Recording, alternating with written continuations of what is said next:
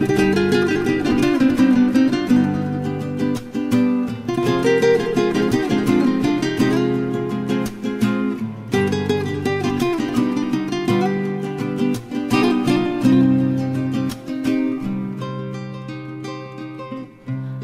شب تو خواب وقت سحر، شهزاده ای زرین کمر نشسته بر اسب سپید، می اومد از کوه و کمر، میرفت و آتش به دلم میزد نگاهش،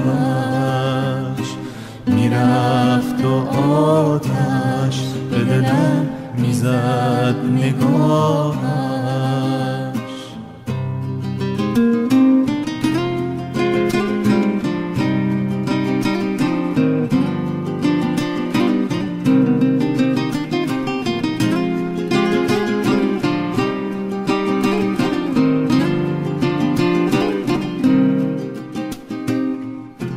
کاشکی دلم رسوا بشه، دریا بشه این دو چشم پرآب، روزی که بختم باز بشه، بیار بشه اون که اومد به خوابم. شهزاده رویای من شاید تویی، اون کس که شب در خواب من آید تویی تو.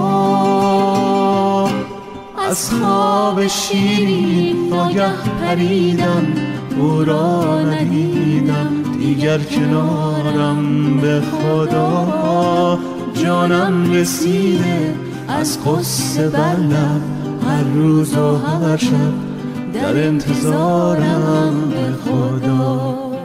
کاشکی دلم رسوا بشه، دریا بشه این دو چشم پرآب،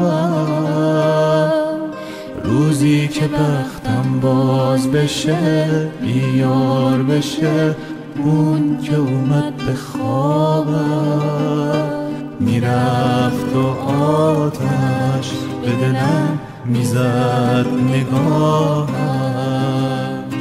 میرفت و آتش به دلم میزد نگاهش، میرفت و آتش به دلم میزد نگاهش،